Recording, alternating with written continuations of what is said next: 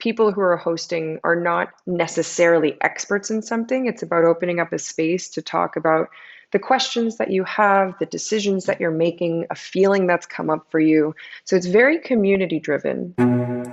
You know those kinds of conversations where you're completely dropped in, listening deeply with your whole being engaged, and something in the exchange opens a new possibility in you, where you feel seen or a new thought occurs?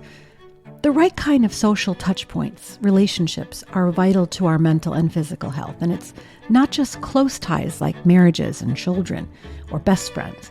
It's that, hey, how are you at the coffee shop or the dog park? It's that community cleanup project you jump in to help with. It's that dinner party where your friend is playing his new songs for the group. It's belonging. And could it also be nourishing conversations with relative strangers in an app? And what makes a nourishing conversation anyway? I'm Christine Marie Mason, your host, and I'm so pleased today to welcome the wise and thoughtful founder of Quilt, Ashley Sumner. She's a heartfelt creatrix driving an online conversation community that's all about the supportive connection. So let's see what she has to say, and maybe even learn what makes a good question anyway. Quilt, as you'll know when you go and try them, is an audio social network at this point, an app. Thank you for having me. Tell me about the original Quilt, why you founded it and what that was all about. I've been building community professionally for over a decade. My particular story is a lot of my work before Quilt was really centered around centralized physical spaces. So I did a lot of community building for social clubs, for retreats and yoga studios, for social impact conferences. And along that journey, I felt really inspired to think about how we could use technology as a way to decentralize these really powerful experiences so that more people could have access to them. Otherwise, when you use physical space that is centralized, it can be expensive, it's hard to get to, it's hard to get into.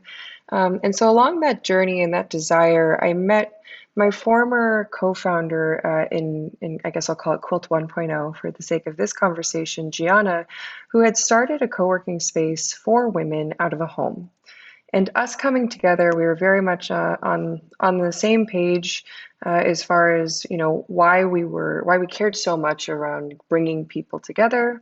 And we ended up coming together and coming up with an idea that sparked Quilt, which was just a hypothesis. Would people want to open up their homes as community centers and spaces for shared experiences and intimate conversations?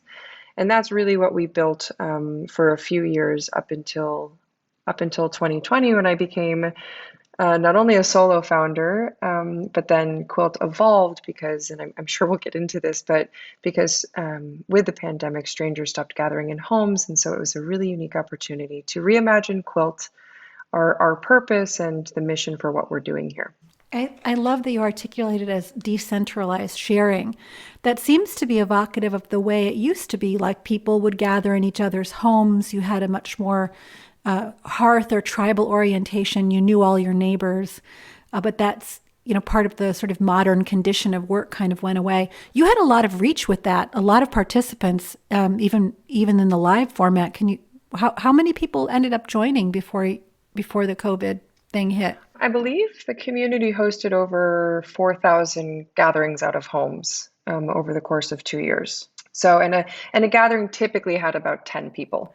Yeah, and then I did a few of those. Like we did a co-working one. We did one when we were initially launching Rosebud. I went to a couple of holiday events with your group. I remember. Yeah, the joint energy was really one of upliftment, and it never felt like there was somebody up on stage and you were talking at a group. It was always more of a peer-to-peer connection, collaboration, with everyone leaning into the attitude of how can I help, which I really loved. That seems to be part of your ethos from the beginning. Yes, yeah, absolutely. I've always been someone who's wanted to remove some of the ego and the status and the performative nature of coming together and allow community to really be a place where we support each other and we play different roles. And sometimes we can offer the support, sometimes we can ask for support, but making sure that status isn't something that feels like we're comparing ourselves to one another. That seems to be a pretty key component to communication and community, anyway. So let's take me back. So you've started this thing. You and Gianna are successful. She decides to go do something else. You're a solo founder, and then does the audio component come before COVID or after? Like, what was the evolution, and how did that decision come to be? In the beginning of 2020, before COVID really hit, we started testing digital because something that I had heard from the community was, I would quilt for an hour a day if I could, right? So getting in a car, getting dressed, getting in a car in LA crossing the 405, whatever it was, wasn't really allowing for the amount of quilting, really this verb of coming together for this daily practice to be in community, be in conversation as a form of self-care. That's really the thing that was so powerful for me and so connected to my purpose and the why behind the work that we were doing. And when I had that opportunity to say, okay, like, as the solo founder of this business now, what's my specific why and what's the impact I've seen Quilt 1.0 have? So we started testing digital, and we tested everything from forums to video to audio, and audio was such a clear winner for our community. We definitely needed synchronous and conversation, back and forth, real-time conversation. So forums, Facebook groups and forums were kind of out. And then video was unique. It was hard because some people wanted video on, some didn't. People would say, hey, I can't make it because I don't feel like getting ready. If you're in your feelings or your emotions on something, it might not feel as comfortable. And then it isn't as frictionless because you have to sit down, you have to prepare, you have to have, your camera or your phone in front of you. Whereas audio, you can really be walking and talking, navigating, waking up. You could be cooking, you could be commuting. As we've learned, you could be taking a bath on quilt. And so that really was like such a clear level of inspiration from the community itself. And then, I've spent a lot of time in my life. I spent a lot of time in therapy. It's something I felt strongly about as a kid. I asked to go to therapy when I was 14, and I've consistently gone to therapy or worked with different coaches over the years. And one of the things I do is look up. I don't make eye contact because it really helps when I'm opening up. And I thought, okay, well, video, two-dimensional video, certainly makes you feel like you have to make eye contact, but you don't know with whom. So audio just became like a hands down clear winner for the evolution of quilt. Even the languaging around that, about how to make it frictionless. And even this thing about the pressure to get ready, the pressure to commute, and just being able to be in the moment seems like such a revolution. So you were doing this, and at the same time, a few other audio apps emerged pretty much concurrently. I would say, like, obviously Clubhouse is the one that has reached such critical mass so quickly. How do you see the way you're approaching it as different than those other parties? Yeah, so there are different ones, right? So you have Clubhouse, which is very much an open technology platform. I wouldn't say it's a community. It hasn't designed itself to be a community. It's saying everything is welcome here, and it's kind of requiring the community, the people that are on the platform, to kind of fend for themselves, if you will, very similar to like a Facebook or a Twitter or an Instagram. And then you have like the locker room, right, which is sports focused. Twitter Spaces is obviously getting a go at it. We keep hearing about these other formats. And so for us, like, we're very much focused around self-care. So I say when you're quilting, it's like you're in someone's home or backyard. It's like you're on a retreat. It's like you're in a coffee shop. So quilting is not about a stage and an audience. We're not a broadcasting platform. It's very interactive. It's highly participatory. People who are hosting are not necessarily experts in something. It's about opening up a space to talk about the questions that you have, the decisions that you're making, a feeling that's come up for you. So it's very community driven. And I'm excited about the fact that audio is being used, because if we think about all of these consumer platforms, you think video, photos, forums, think about Quora, think about Reddit, think about Facebook, think about Twitter, think about Stories, which is on Instagram and Snapchat and LinkedIn. They're just a feature. And audio is a feature that is having a really strong moment that I'm super excited about, particularly with, we have AirPods now, and it's so much easier to be able to listen in and to speak to something. So I would just say, yeah, we are a community first platform. It's very participatory, and it really is centered around community being an act of self-care and spiritual and personal and mental kind of wellness. Wait, you're not going to have like make money on Bitcoin? No, that Yeah. seems to be the dominant theme on one of those other platforms. Yeah. We haven't really talked about like NFTs yet. You know what I mean? So, So in this vein, like the other night I tuned in and did a meditation, like a self-guided meditation as I went to bed that someone was presenting. It's really lovely. So I can definitely see that component of self-care, but let's go a little bit more into like on the neurobiology of self-care. Like what happens when you drop into conversation with others, and what have you learned from all the years that you've done this in terms of the impact on the individual when they're in dialogue with others? so something that, there's a big reason behind the work that I do is because I genuinely believe that the greatest form of self-care comes from connection with others. It's from relationship. It's from when we feel safe in the presence of others, when we feel seen, when we feel heard, when we feel validated. That is where, in my experience, I have had the most growth in healing from past trauma. It hasn't been easy for me to open up and lean on others. I mean, I think particularly women too. We've been taught to do it all, be able to do it all. We haven't been built in a culture of asking for support and asking for help. But it's so core to who we are and what we need to do. And so if you're going through something and there's something in your head that you keep saying is in your head, right? Like a negative narrative in your head about money, which I certainly have had, or around sex, which I certainly have had. Sometimes what's the hardest part is the fact that you think you're the only person that is having this experience. And then I feel like something is wrong with me. And I used to feel that way, and want to present as perfect. Instead, when I started opening up and sharing, whether it's with a stranger, which there's a lot of benefits from talking to strangers versus friends who are family who could be biased, or feeling like you're able to start opening up to friends and family, which is such a beautiful step in a beautiful direction. You start to remove that part in your brain that's like something's wrong with me or I'm broken. And you start to realize that we're all really human going through very human things. And when we do it together, you feel safe. And from that place of safety, you can thrive. You can start to grow and kind of bring your light back up. And I went through a journey of having a very dim light. It almost was just kind of went out. And it's people, very specific people that showed up in my life that helped me turn the light back on.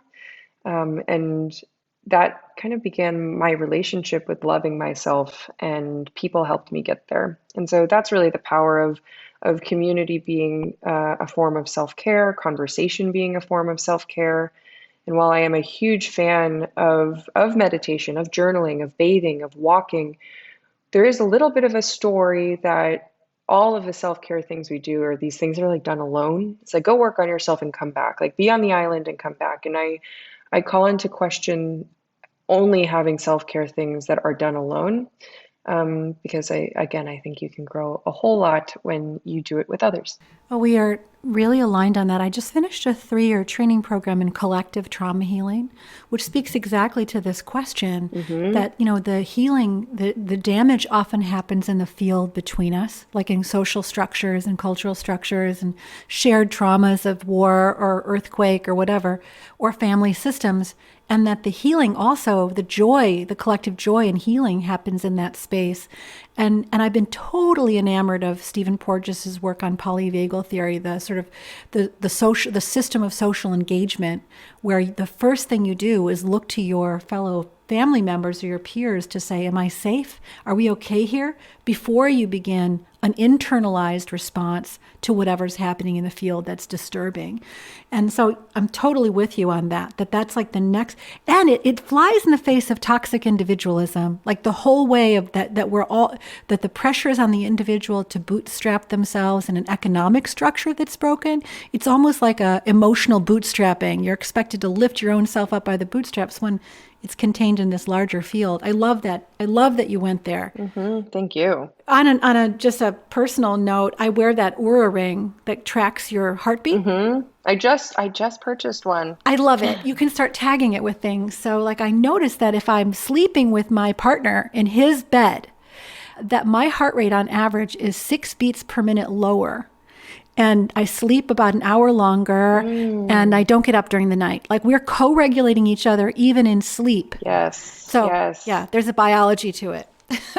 All right. So back to you, not my stories. No, I love that. Oh my gosh, I could talk about that forever. So here you are.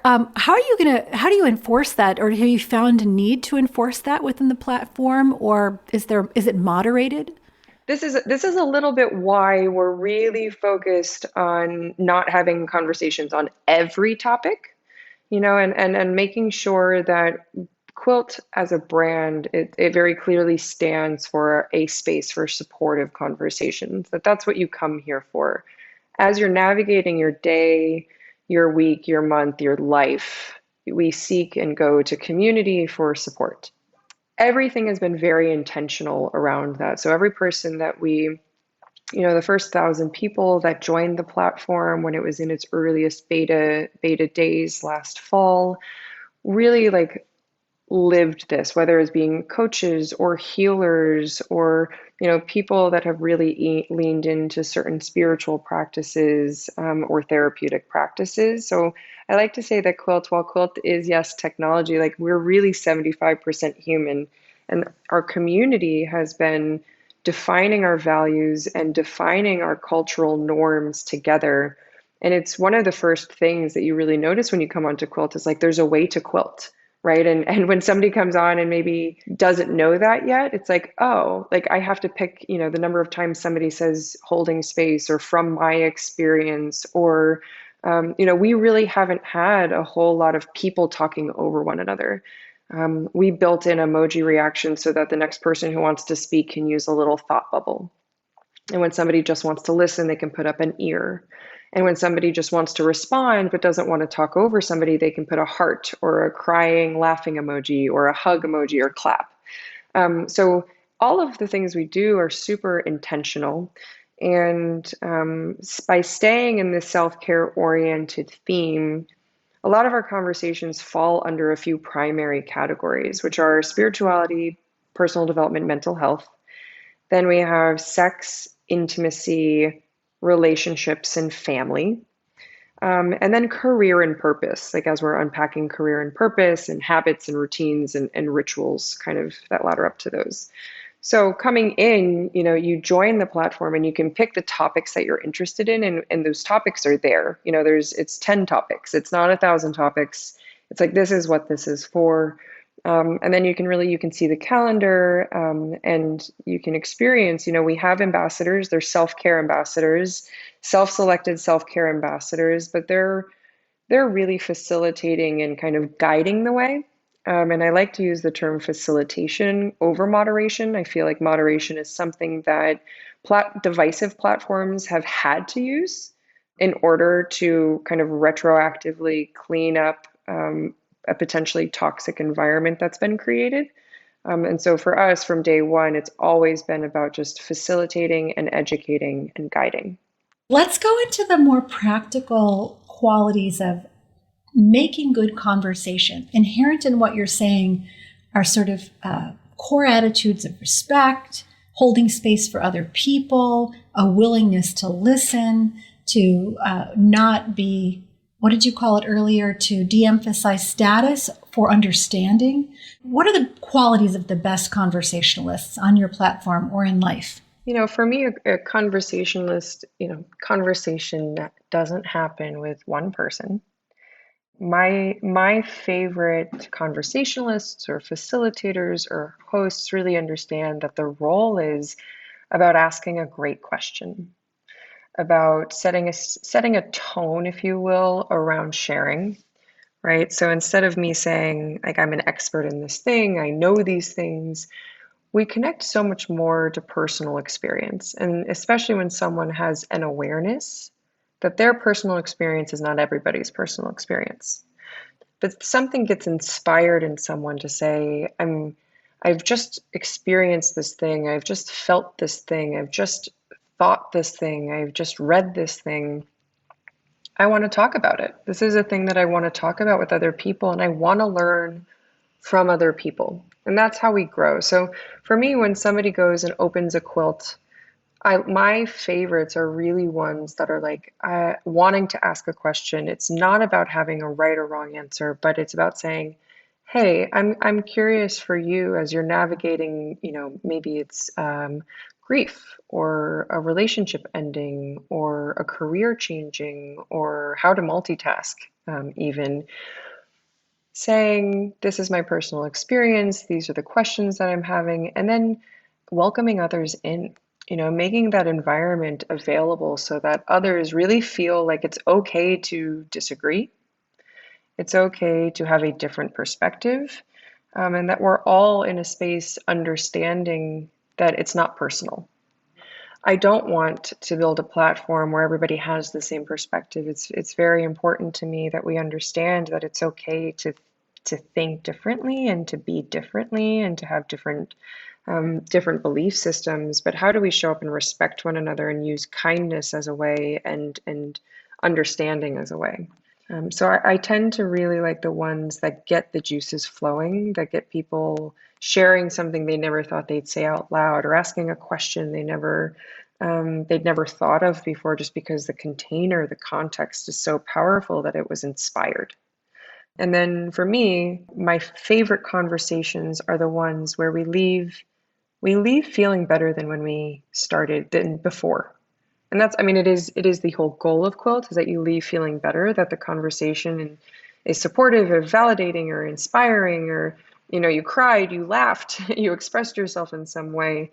But knowing that when you start a conversation, that you have the power to navigate it so that people feel closer to one another on the other side of it. Otherwise, you can just kind of have a monologue, which sometimes just listening in is what someone needs as well, but it's less an interactive conversation. So, asking good questions, sharing from personal experience, Hmm. being willing to surprise yourself with a genuine and authentic in the moment response, not sort of, having your rehearsed comeback, which is such a common thing when you're conversing. People are already thinking about their answer before the other person's finished talking. And this idea of acting with the intention of leaving people feeling better than when they started, which goes back again to that beginning comment you made around it's not status, it's not one-upsmanship, and so much of a competitive worldview, seems to direct people in that general, area, rather than saying, how can I uplift my friends today? How can I be curious about their experience? Yeah, asking a good question isn't always easy. What is a good question? I think it's one that can set a container for something or can frame something up. So there's a question that was shared with me that I have gone on to use, which is like, what is it like to be you today? Ooh. Yeah, because I mean, talk about personal experience, talk about like you kind of get out of the head immediately. There's no fact, right?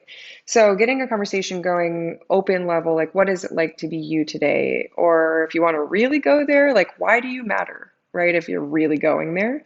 Sometimes it could be fun to frame something up and say, okay, so we're talking about the year ahead. What is one word to describe how you want this year to look, how you want it to feel? What do you want to embody? One, two, three words. A word to describe how you're feeling right now.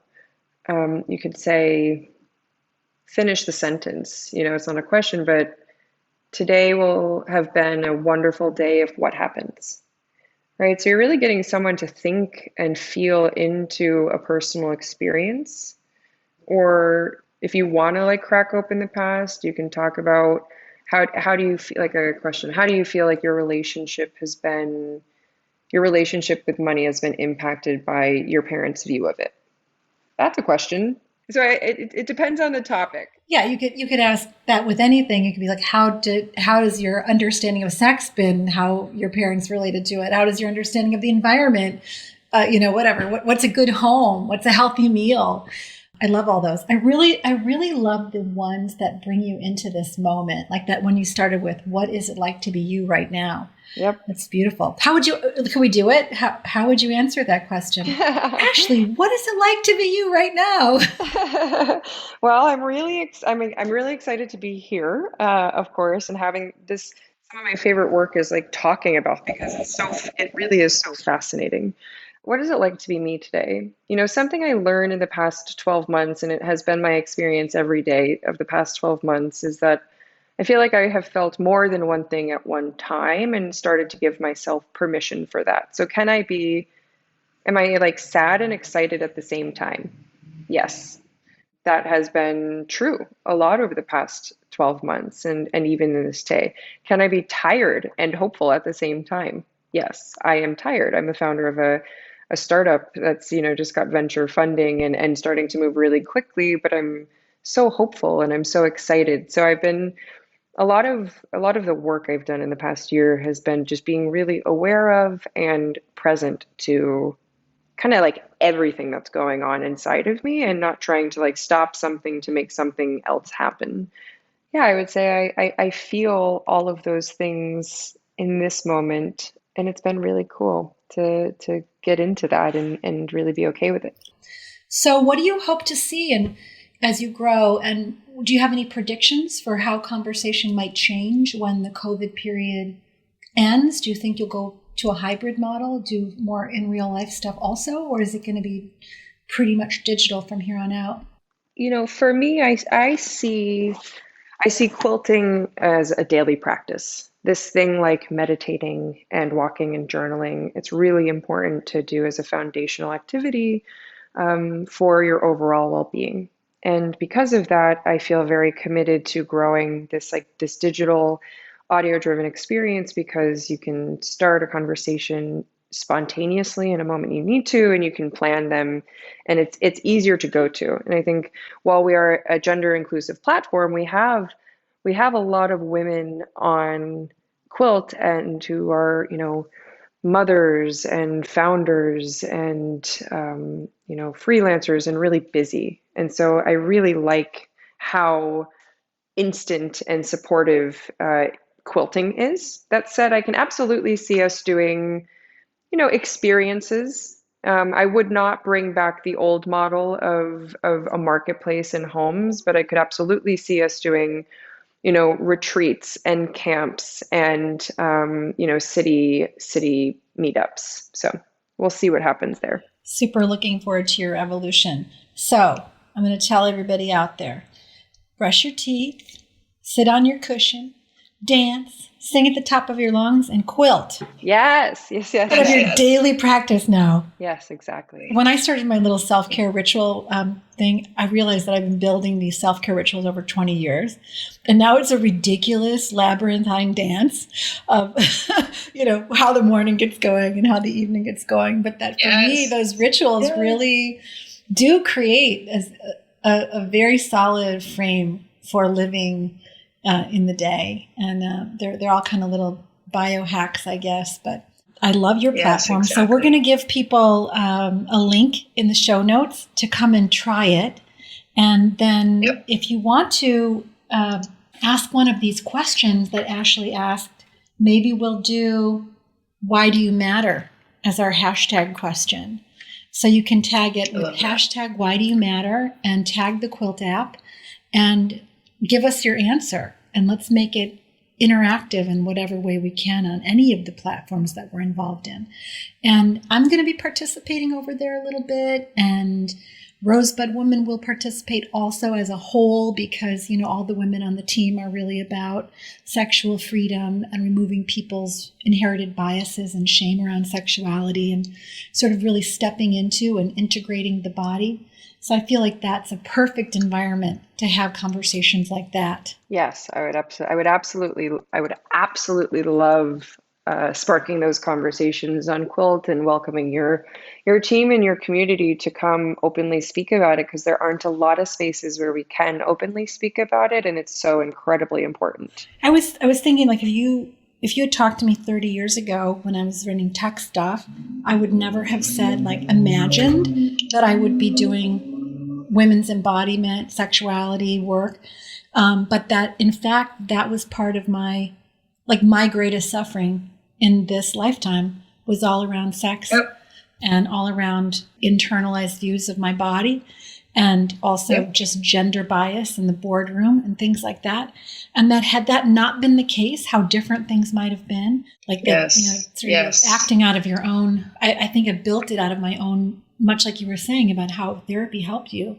Like, I built this company yes. out of my own deepest wounding. Yes, I feel that 100% about Quilt. It is the space that I keep healing trauma, and every day I relearn the lesson to lean in to support with others versus hiding from it. And so much of my healing, the gender biases, the sexual trauma, the experiences that I've had as a young girl and a young woman, and now a founder, stems so much from doing that really deep work. And so I'm really connected to you and your story and what you've built here, and such a huge fan of your product. I have it, love it, use it. And it's talked about on Quilt frequently. So I'm really excited. I feel like this is just the beginning of ongoing conversations that we can really crack open. Well, that was fun. Personally, I love conversations where, as Ashley says, we leave each other feeling better. So what do you think? Can you make quilting a daily practice, on or offline? Today, I intend to meditate, exercise, and make space for connection and asking good questions. So here's a question for today. Why do you matter? I'd love to hear your answer. You can tag Rosebud Woman or me, the.rose.woman, and at WeQuilt on Instagram, and hashtag it, Why Do You Matter, and let's start a conversation. And I'd love to see you online. You can download the Quilt app at wearequilt.com and join in one of our rooms where we are talking about all kinds of things on intimate wellness, sensual wellness, sexual wellness, and being happy, being healthy, being free. So with that, may you be happy, may you be free. Remember, you're a perfect emanation of nature, always whole and always complete.